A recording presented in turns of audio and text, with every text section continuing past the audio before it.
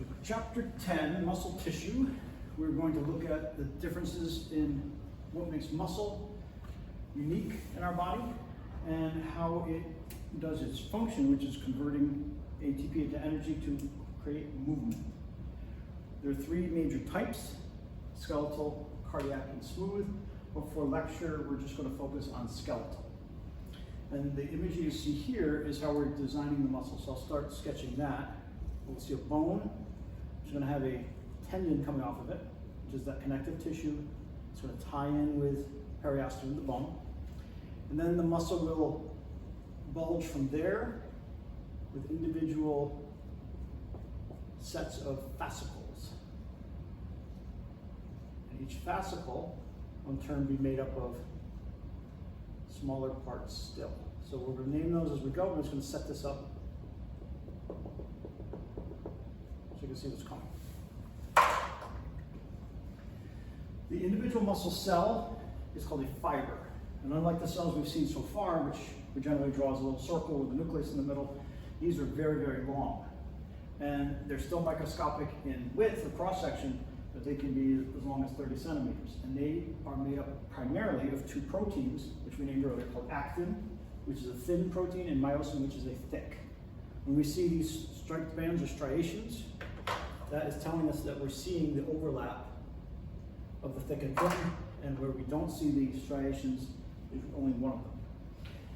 Words that we'll use with muscle include myo, mice, sarco, and those all mean muscle. So sarcolemma is the new name for the outside of a muscle cell, which we used to call a plasma membrane. Theirs is called a sarcolemma.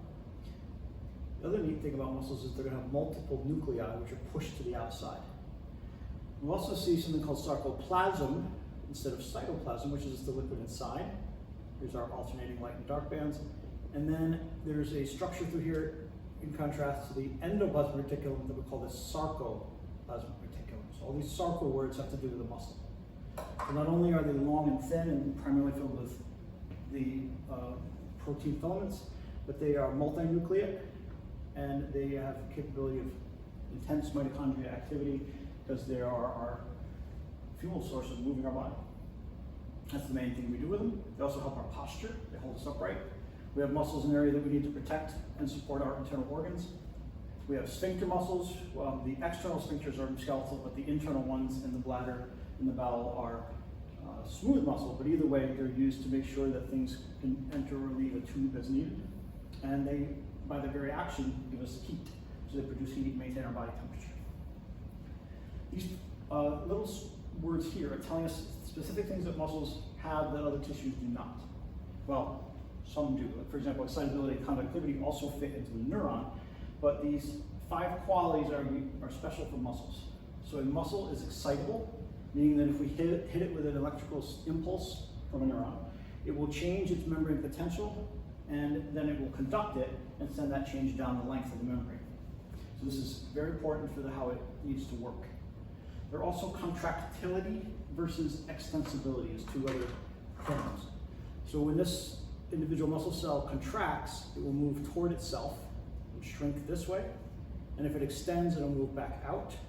And it can go beyond its resting length if we stretch it. But the very nice thing about a muscle is that it's elastic. So it will return to its resting state after we stretch it or contract it.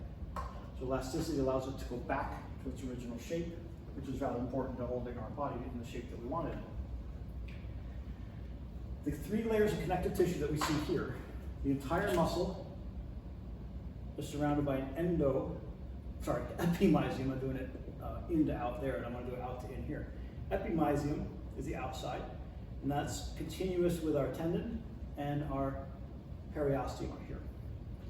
The individual fascicles are covered by a perimysium, and then the individual cells are covered with the endomysium. I should do it in the order that it presents. These are tissue types that are not excitable or contractile, but they are elastic and they will return to the original shape, and they can be extended or stretched, as we know if we're trying to stretch a tendon or a muscle before we exercise. They will help us as we prepare to use the muscle by first stretching with the internal tension, and then move the whole bone that's attached to it as the muscles move. So when we pull the muscles here, we pull on a bone, and that is providing the motion that we detect. So this is the picture that I drew on the board. You'll see a tendon with an epi wrapping around the whole muscle. It is part of the tendon itself as its connective tissue continues. The fascicle are the individual bundles that come out, and each bundle therefore is made up of individual cells. You'll see the nuclei sitting around them, and here's one right here wrapped in a endomysium. And so all of these are individual strips of those actin and myosin filaments. So a lot of words sound the same: fibrils, filaments, fibers, fascicles. All these words will sound similar. Just make sure you know them in the right order so you can make sense of what we're asking when we quiz you on it. The other word that I jumped over, which sounds a lot like fascicle, is fascia, which is the word for all the connective tissue that holds everything together in your body. So fascia is woven throughout all this in a webbing-like manner. So it's harder to see on a diagram, but that's holding us all together. At the microscopic level, which would be here, you'll see we have individual myofibrils, which are actin myosin. And we'll stick one out here, as I did there, and we'll zoom in on what they look like. And then we mentioned already a sarcolemma, which is the outer coating of the membrane, the sarcoplasm, which is the liquid, and the sarcoplasmic reticulum that comes down. In between the sarcoplasmic reticulums, we have a tube, which we call a T-tubule. I guess it's kind of T-shaped, it's kind of like a line, but that separates them from each other and allows us to communicate quicker throughout this length of the muscle. We already mentioned they have multiple flattened nuclei on the outside. They're pushed out there during development, and that's where they stay, but they can create new myofibers as we develop and build muscle over time. The T-tube is transverse, that comes down and separates into the two sets of sarcoplasmic reticulum. And then what that does is store, the sarcoplasmic reticulum that is, stores calcium in little channels called terminal cistern. And that's the essential component of making the muscle work. So the sarcoplasm itself is just myofibrils. It fills almost all the space, and around it will be some glycogen that we have. That's our stored energy we're going to break out when we need it. And we will create these repeating units, which we call sarcomeres. So we'll come up to that next. But here it mentions the bottom before we leave, the terminal cistern where we store our calcium. Sarcoplasmic reticulum, as we said, forms a network here to here, and the T or transverse tubules go up and down. We'll bring this guy into the story in a minute. That is a neuron arriving at the muscle to tell it what to do. The T tubules, again, are continuous with the sarcolemma. It says yellow tubes of pictures, but I would call these green, but that's okay. And then they are going to transmit that information to the whole fiber, so they're throughout. You see the T tubules throughout, and then they're going to give the sarcoplasmic reticulum the message, time to release your calcium. The myofibrils have two types, thin or thick.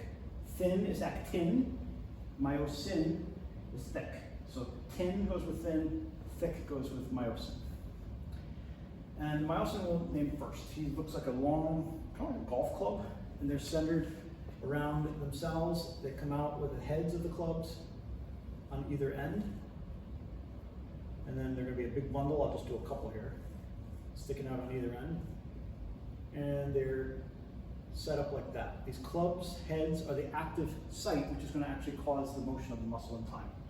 So they're wrapped around, entwined around each other, and you'll see some binding sites on these. On the tip, we have what we call an actin binding site, which is going to be where the actin above is going to, or below, because we have it in both directions, it's going to connect with these. These are actin binding sites. And they're almost like a magnet waiting to find the actin. And around the edge, we have an ATP binding site, which is going to allow us to release the tension on this when it's time. So ATP binding, we know ATP from before. You look at the size of this thing, very small, and about 11 nanometers. If we jump to the next one, what we call thin, they're about half that, 5 or 6 nanometers. But these guys are more like beads. So we have a set of beads up here. They're twisted around each other. And this is the thin. We're going to have one. I'm just going to do a couple beads, and I'll just do a line. It's a lot of beads. So they are made up of globular subunits, which are these little balls or beads. And then they're going to be wrapped around with something called tropomyosin. which is like a wire wrapping around it. Now, what's happening here is on the end of this, we'll have little balls called troponin. The troponin are arranged in such a way to cover the sites that will be attracted to a myosin. So we call these the binding sites or the active sites, and they're not visible at this point. You can barely see them here, like a little dark, kind of like a cherry pit or an olive pit, and they're covered. At the top of the troponin, we're going to see a calcium binding site. And I like the way they visualize it there, almost like a little cup. So picture a little cup sitting on top that's going to take calcium in it. We are setting up a potential energy by saying we cannot have this guy attracted to this guy. They're not able to touch yet when these are in their place. So at rest, we're keeping apart two molecules that really want to touch each other. The myosin binding site to the actin binding site, they're attracted, but they're unable to reach each other just yet. So what we call the regulatory proteins, the tropomyosin and troponin, are again there to kind of block anything happening until it's time. This shows multiple sets of these together in what we call a full sarcomere. So in this case, we have 3 myosin, multiple actins above and below, and then that's going to give us this whole unit that we call sarcomere. Sarcomere runs from one disc to another, and we call those Z because they're kind of zigzag shaped, where we're blocking the edges. Between the myosin and the Z, we have a coil-like protein structure, which is called connectin. It's connecting it. I like that word. And then over here, we have the thin filaments, which are directly attached to the Z's, and they're waiting to interact, but they can't do anything yet. Other words that will come out of this, which will be on the previous or coming slides, but I'll just say them now. M is like a midline down the middle. The Z's are the outer edge. We know thick and thin. And then we're going to see bands. The bands are going to be based on the color. A is going to stand for dark. I is going to stand for light. They don't actually stand for that, but if you remember, I has is in the word light, and A is in the word dark. I'll have to remember dark and light for the striations. H zone is the active area where we're going to be pulling, and the M line is specific to the middle. So when we move this, we're going to move both edges toward the center, toward the M. We're going to make the H zone disappear, and then the I bands will also disappear, and we'll see one big dark band when we're done. So that's what we see here. During a contraction, actin will slide in both directions across the myosin and form what we call cross bridges and shut down the light parts, and it just looks dark. When you see a microscope slide with a muscle tissue in it, we're going to see striations because the muscle tissue is unable to contract, it's dead now. So we always see stripes. But in your body, when you're tightening the muscle, it's no longer striated appearing, it's just one thick dark line. So notice the H zone actually goes away. I bands go away, it's just one big A band, which is between the two Z's, and the M line stays the same, but we overlap it. That's called the cross bridging. But the neat thing about this is that neither set of proteins changes their size. They move across each other, as we've seen them do in the cell when proteins have movable ability, but they don't change size. They're still the same size as they started. And that's, again, the description of striations. A dark, I light. So the only way we can get a muscle to work is if we talk to it from another part of the body, which is the nervous system. So let's bring in a neuron down here to land on this muscle tissue. The neuron, which we'll do in the very near future, has a single cell body, multiple dendrites, which are sensory feelers, and then one very long axon. But that very long axon can branch and talk to multiple muscle fibers. We'll just do one-to-one for now. Like any cell, it'll have a nucleus, and it will send its, any cell except for red blood cells, it'll send the products of its work down through this long axon and to make our little bubbles or vesicles that are filled with neurotransmitters, particularly in this case, what we call acetylcholine. All a neurotransmitter is a direct line-to-line hormone that the body makes out of proteins to say, I'm going to tell you what message I want to deliver by a chemical signal. So somatic motor neuron is what talks to a skeletal muscle. So soma means body, so somatic neuron, specifically a motor neuron, is how we talk to a skeletal muscle. We have to have them attached to them, and where they come from, either up in your top of your brain, which is in your frontal lobe, where we're going to be sending signals down, through the brainstem, out through the spinal cord, and they're going to create signals, which we call action potentials, that will turn this muscle into a cranking machine. So as he sits here not doing anything, he hasn't heard from this neuron yet. As soon as he does, the only thing he can do is contract. That's the muscle's thing. So I hit it, and he says, I gotta contract now, and I stop hitting it, and he relaxes. So this gives you a sense of how many terminal branches come off of one of these. So I showed one here, but they will tend to grow multiple extra branches, even off of just one neuron, and talk to all the fibers in a given area. Sometimes we're only going to use very few, and sometimes we use an awful lot. So it depends on what we're trying to control and what the purpose of the muscle activity is, whether it's a fine movement or a big gross movement. So here this shows them coming down, attaching to individual fibers, and again a visual here. What we should mention in the spinal cord when we see it here is that everything that comes out of the front of the spinal cord, the anterior ventral portion, is going to be a motor signal. Motor signals will always go to an effector, and effectors in this case that we're using as an example are the skeletal muscles here. There are others, but this is the type that comes out of the somatic, the very front portion of horn of the spinal cord. And there's a very specific region of the spinal cord that talks to each specific set of muscles in your body. What you'll see here are two different neurons sending two different what we call motor units. So motor unit 1, which they show purple, is talking to these two fibers. Motor unit 2 is talking to these three fibers, and that's how they talk to the whole muscle overall. So we're going to send a lot of those guys down there to give a lot of communication. We want multiple ways to talk to a muscle because we don't want every contraction we have to be full blast. We want to subtly control it. We want to give it a little bit of burst here and there, and learn that control so that we can use the appropriate amount of force when we move. Motor units, particularly in regions like your spine, spinal muscles that are holding upright, your abdominals, they take turns because we are going to do a long time contraction that we're holding that position for hours sometimes. So they'll say, all right, I'm going to tense these muscles, and now you take a turn and tense these, I'll take a break, and that helps us move around and not fatigue too much. And as I mentioned, if it's a tiny little muscle like the ones that control your eyes, we may only have 20 fibers per one unit. But in a big muscle like your quads or something that you're lifting with, you can have up to 1,000 muscle fibers per neuron. So they are big differences in how they run, and this is how we develop our body for fine versus gross motor activities. The phrase recruitment means, like we would in the military, recruit, ask people to join us. So if we need a stronger contraction on whether it's a small or big motor unit endpoint, it doesn't matter. If I need a bigger contraction, I'm going to ask more motor units to kick in. So if all motor units in an area are contracting, that's our maximum. And as I mentioned, we grow these extra branches off a neuron to build more motor units. So if we are continuing asking the muscle neuron set or neuromuscular junction to do more activity, in time we will grow more synapses and connections so we can build strength that way, can recruit more.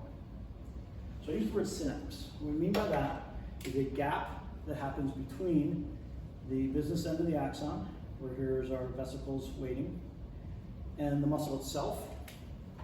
On the outer sarcolemma, we're going to take a little dip in, and there's a gap. There's a space between here, which is microscopic, of course, but it allows not a direct contact, but a chemical communication area. So between neuro and muscular, we call this a neuromuscular junction, or NMJ, and we're going to use that synapse space to release, through active transport, the contents of the vesicle into the synapse. When we do that, we're going to have receptors here that will receive that information and say, hey, I know what to do. I'm going to contract, because that's all they can do. The more of these we make, the stronger the connection. So when we learn, when we practice, when we do things, we build stronger connections at the neural level by saying, I want more acetylcholine receptors to receive my information. I want more acetylcholine ready to go, and then I can add additional terminal end bulbs to make that happen. So acetylcholine, which we refer to as ACH, is the communicator between muscle and nerve. It's used for other things, but for now we'll just save it for that. You'll notice our old friends of mitochondria here, keeping things busy, because we're going to need ATP to do all this. The axial terminal is that swollen end. The vesicles are filled with acetylcholine, which we made, and we're going to be releasing it when we want to contract. The motor end plate is the piece of the sarcolemma that is indented like this and receiving. And it's got little folds where we're going to, as always in the body, when we make folds, we're going to increase surface area. And that's where we're going to put our receptors to receive. And then we're going to reuse this chemical. So acetylcholine comes out, it lands in the receptor and says, do your thing, we're doing our thing. So the acetylcholine now gets broken down and recycled through an enzyme called acetylcholinesterase. And that will allow us to relax. So if these stay in here, our muscle doesn't relax. So we need acetylcholinesterase to release the tension so that our muscle can take a break. And then we reuse it. This is just a visual of them all at the end plate level, the microscopic level. You can see the little striations and how the neurons come down. And this is just a trivia for you. Different neuromuscular toxins, different types of paralysis work on taking out these scenarios so that this is how we would find out what happens to people when they're losing that ability to use the muscles correctly. So to review it, T tubules are going to take a message from the receiving neuron that comes in and go down and say, time to open the sarcoplasmic reticulum terminal system and release our calcium, which we'll get to in a moment. The actin are thin, myosin are thick, they're overlapped, and they're going to crank together when it's time. And troponin and tropomyosin are covering the areas where they're going to interact so that they don't have a chance to talk until we're ready. Pull out of that one and go to the next one. And now we'll go through the steps. So that's basically where we just left off, the same picture.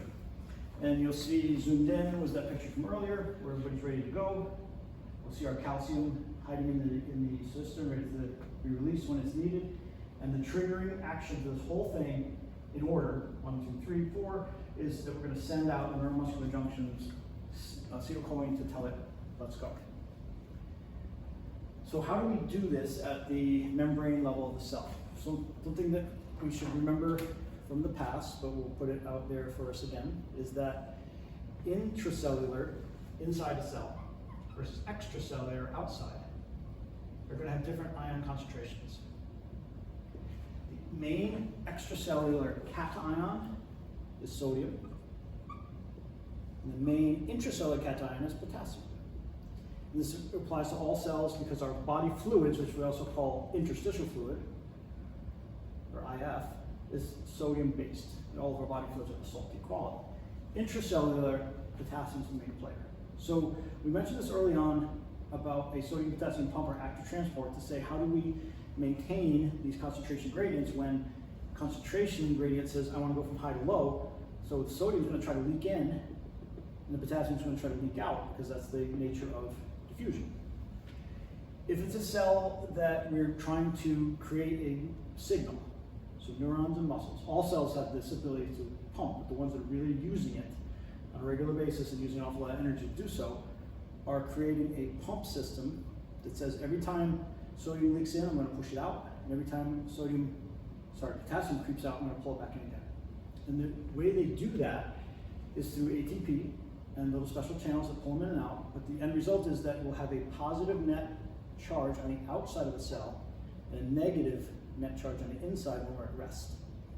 So we call a resting potential, positive out, negative in, or positive in the extracellular fluid, negative in the intracellular fluid. And that is, the easiest way to remember that is that sodium has 2 letters, so he's more positive than potassium, which is 1. It's kind of a cheap way to remember, but sodium outside makes it more positive. So when we say this here, that sodium outside of versus in, the charge potential says that it's slightly more negative on the inside than the out. Specifically negative 90 millivolts, but that number is going to change as soon as we flip things around. So the NAK, or sodium potassium ATPase pump, is maintaining this gradient around the clock. We always need to keep this going, and this is the humming energy that keeps our muscles ready and our nerves ready for everything. And therefore, just chilling out on the sofa, the more muscle mass you have, or brain matter I'd go with, you're going to be using more energy. Plasma membrane voltage changes will respond to the switching of these ions. So if you remember that the sodium is the positive one compared to the potassium, which is also positive but less so, that wherever the sodium ends up in majority, it's going to be the positive area. So if we use this room as a scenario of, let's say it's a nightclub and it's ladies' night, and all the ladies are in here, but outside the door, a bunch of guys hoping to get in and get drunk and flirt with the ladies. Well, the creation of that barrier says there's going to be tension here. So the tension, or what we call potential energy, says the sodium's outside, can't get in, and the potassium inside are inside. When I do open that door, the bouncer says, okay, everybody can come on in now. The guys outside, sodium, or the horny men, will rush in, and then usually the people in here will say, hey, I'm gonna leave now. So we'll have that flip. But in the body, we're just using a simple concentration gradient. So if it helps you to remember the nightclub scenario, that's great. Otherwise, it's just sodium in, potassium out. And as soon as we flip it, we've also flipped the relative charge. So during what we call an action potential, when the sodium rushes out and the potassium rushes in, or the other way around, sorry, the sodium rushes in and the potassium rushes out, we're going to see a flip. So now it'll be negative outside and positive inside, and this is called action potential. What the action potential does is send a electric zap down the line. So if this happened way up here, at the base of this axon, where we begin it, we call it hillock. We do it here and we flip all the way down in a split second, land here, and the arrival of this impulse at the end will say, oh, we gotta open your bags, and we don't. Reset, this resets immediately as it happens, so we can do it again, and that's how we use the nervous system to stimulate and talk to each other. The only things the nervous system would talk to is another neuron, a muscle like we see here, which also includes the cardiac and the smooth, or a gland. And the response of a muscle from a neuron is squeeze, and the response to a gland is squirt, and the response from another neuron is either continue the signal or stop the signal. And that's really as simple as it gets, even though it's quite complicated. So the stimulation to begin the action potential comes from acetylcholine secreted here. Now the neuron is done, so the muscle's going to pick up the job. He's going to do his own action potential with the same scenario, the same pump, and continue it down the length of the muscle, but because of the T tubules that are transverse running through the sarcoplasmic reticulum, his goal is to release calcium, so that will happen immediately as we jump down that line. So the words that we use to describe the steps of what the muscle does once it's been stimulated, and here's a reminder at the bottom to make sure you watch some videos, because this is pretty complicated and I can only go so far on scratching on the board. But we're first going to excite the muscle. And remember from the last slide, excitation, or the ability to respond to a stimulus, is one of the big features of a muscle. So when the muscle hears from a neuron, it will become excited. Then it sends messages down to the sarcolemma to release the calcium, and then it will cause a coupling of these guys. So the way this will work is when calcium comes rolling out of the sarcoplasmic reticulum, they're little crystals. Calcium is a stone, and this is my visualization of it. But picture these little stones landing on the cups, and the weight of the stone tips this whole scenario. So when I tip this, I've suddenly exposed the heads that are attracted to these. And now we're going to join. And that's the cross bridge. So we form a cross bridge because we are now attracted to the people we've been attracted, but we haven't been able to see it, and now we can click together. When we do that, we activate these myofilaments. The immediate thing that happens is that these little heads on the myosin will row. They take a rowing motion. So I picture this as a crew team going down the river, and they're all together pulling. If I pull this way and I pull this way at the same time, that's where we get the contraction. You'll see that in the next picture here. But as we're contracting, we then have to reset the whole thing or we're done. So if we don't reset it and relax, now we're locked and our muscles don't work. So we reset everything, calcium goes away, we roll back. The thing that we have to deal with though is that this myosin is so attracted here that he's not going to let go unless I bring in ATP. When I bring in ATP, he will turn off that head, which is in the cocked position, and release it.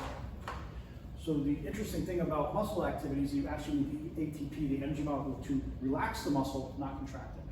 The muscle contracts based on its potential energy that it's already set up, and then it relaxes when we add energy to the scenario. So this little animation will walk us through it.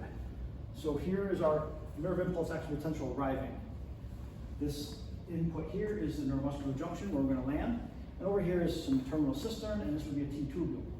Remember, in our terminal cistern of the sarcoplasmic reticulum, we have calcium stored. And calcium is a double positive because it would give up 2 electrons to become an ion. So So it's always written as calcium plus plus or calcium 2+. That's calcium. So the acetylcholine arrives. When acetylcholine arrives, we're going to now send that propagated signal down through every T-tubule in that muscle, and, as you predicted, release calcium. When the calcium is released, it's going to travel over to the troponin spots where it fits. And that will tip it, and as it describes here, it will expose the binding sites on the actin by moving the troponin to myosin block. The tropomyosin part, remember, is the wire. The troponin are the little stacks, and the stacks tip and the wire twists. So there's no movement per se, just a twist. But the twist releases these active sites that have been waiting, and they will magnetically grab to each other, so they interact, and then the heads of the myosin will do that crank and pull them. And then, as I mentioned, ATP is needed to let this go. Once we get cranked, we're going to pull them in and lock. So ATP comes in and says, okay, let go now. And then calcium comes back, does it again, and we get contractions. So here, you'll see the little calcium's landing in the cups. Cups twist, and now these little, they're probably purple dots, these little dark dots, they are sticking to each other. Like, oh, I've been waiting for you. And then when they do, these look like little snake heads coming out to look for them. When they do, they're going to grab it. The cross ridges form between the actin and myosin binding sites, which is attractive, and they love each other. And then they do this power stroke. You can imagine it like cocking of a gun even, but I like the rowing down the river. So when I row, I start here, and I snap that way. When I snap that way, I pull the entire actin molecule in toward the center. And I've done it on both the top and the bottom, so both top and bottom move. And as we saw with a multiple layer sarcomere, the whole structure shrinks. Therefore, the entire muscle will pull in the length of it. And it could be as long as your leg. We've got some long muscles here. So it just happens all the way down. When we do this, and we have an ATP binding site here, we're going to drop off the two guys that were hanging out there. ATP, or adenosine triphosphate, is made up of adenosine diphosphate, ADP, and an inorganic phosphate particle that will recombine later. So they fall off, and then when we're ready to put it away, and put our toys away, the ATP comes back, attaches to its ATP binding site, and now we release. And that release allows the thin filament to go back where it was. So that's your last step before we rest. And then we reset that head to cock for the next one. And we have to do that, or else we only get one contraction out of each muscle. So that contraction ends, and we reset, do it again, and we can continue this cycle as long as needed, as long as we have the ATP coming to release it, and the calcium coming to bind to the troponin and open it. So calcium is key to muscle activity, and we mentioned that in the skeletal unit, because without our ability to pull calcium out of the bones, if we're deficient in calcium, we're going to run into all kinds of neuromuscular problems. So the ATP is then split again, the ADP and inorganic phosphate by myosin ATPase. Remember, ACE is always a enzyme, so that tells you exactly what it does. It resets it, and now we're ready to start all over again. This shows you the whole thing in a cycle. So if we start at the top, as soon as we've landed with the calcium and turn it, these guys attach. They do their stroke, releasing the ADP and P. Now we've moved it in, but the ATP is now showing up on the scene, binding it, releasing it, and then we hydrolyze it and drop it back to the original, and we're back to start all over again. So it's just a circular way to see the same scenario. So the summary here says we begin with a neuromuscular junction, we bring in the impulse from the neuron, which is called an action potential. Its arrival at the end, and we'll do more with the sodium potassium pump in neuron, so don't worry, it'll come back again. But we're going to arrive at the end of the terminal bulb, release the acetylcholine that we've made in our little vacuoles or vesicles. They're going to land on the surface of the sarcolemma, attached to the receptors, be recycled and reused. And when they land there, they're going to send a signal down, hit the T-tubule, dump the calcium out of the sarcoplasmic reticulum. The calcium ions land on the troponin, twist it. Now the heads are exposed. We do that power stroke or crank, pull them together. And then we use ATP to release that and put everybody back. The calcium immediately gets recycled back in again, because we're going to use that over and over. So just trivia stuff again, interesting things. When you pass away, you are locked eventually into a position called rigor mortis, which means the stiffness of death. So within the first few hours after death, the sarcoplasmic reticulum is going to fall apart. And in it, there's all this calcium. When the calcium falls out, these things aren't alive, so they're just doing what they do. So the calcium arrives, makes a twist, locks it, ATP can't be made anymore, so we stay locked. Eventually, the tissue itself will deteriorate, which, bacteria is always waiting to help itself to us as lunch. So it will deteriorate, and then we will fall out of the rigor mortis. But that's an interesting little factor to know. And remember that ATP, which is the active part, is actually what lets the muscles go. All right, that's that.